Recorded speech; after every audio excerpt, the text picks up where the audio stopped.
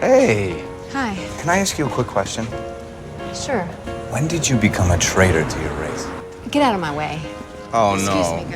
Oh, no, look at that. Don't tell me this is a half-coon baby in here. At that moment, the thug beside them actually attacked the pregnant woman's belly. Such an inhumane act made even the original attacker feel disgusted. Oh, what the fuck are you doing, man?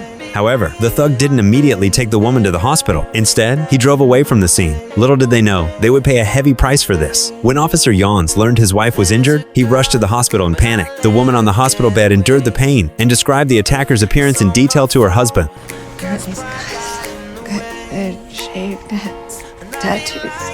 They know you. Watching his wife being wheeled into the operating room, Jans felt overwhelming guilt. Just minutes before the incident, he had been by his wife's side. He had left early due to an urgent work matter. He knew these thugs who had beaten his wife. He never imagined they would attack his pregnant wife. As a police officer sworn to protect people, he couldn't even protect his own family. Consumed by rage, Jans immediately wanted to go after those men for revenge. Fortunately, his colleagues arrived just in time to stop the out-of-control Jans. His colleague quickly reminded him that these thugs' goal was to provoke him. Compared to these bullies, his wife needed him more. They would handle those bullies and definitely wouldn't let them off easy. Under his colleague's comfort, Jans gradually calmed down. Soon, these three thugs were arrested and brought to the police station. At this point, their attitude remained arrogant, showing no remorse. She assaulted me, Sheriff.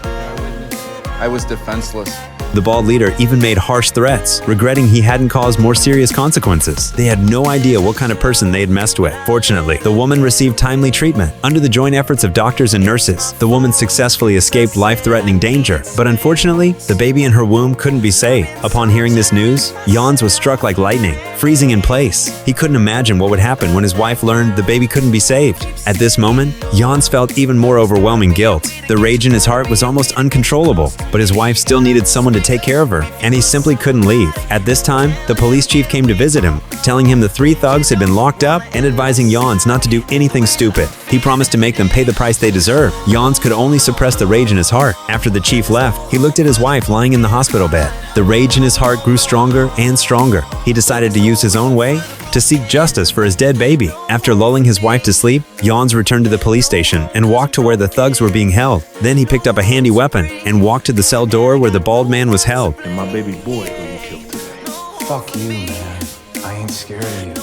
Unaware that trouble was coming, the bald man continued to taunt provocatively, but Jans just stared at him with cold eyes, like looking at someone who had already been sentenced. Then he walked to another cell because he wanted the real mastermind to feel the rage of a father. Then he opened the cell door and announced the rules of the duel. You get past me,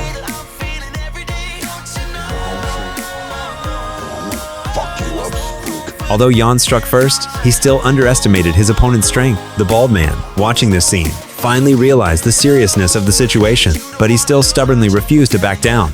I'm not ignorant, and I'm not sorry.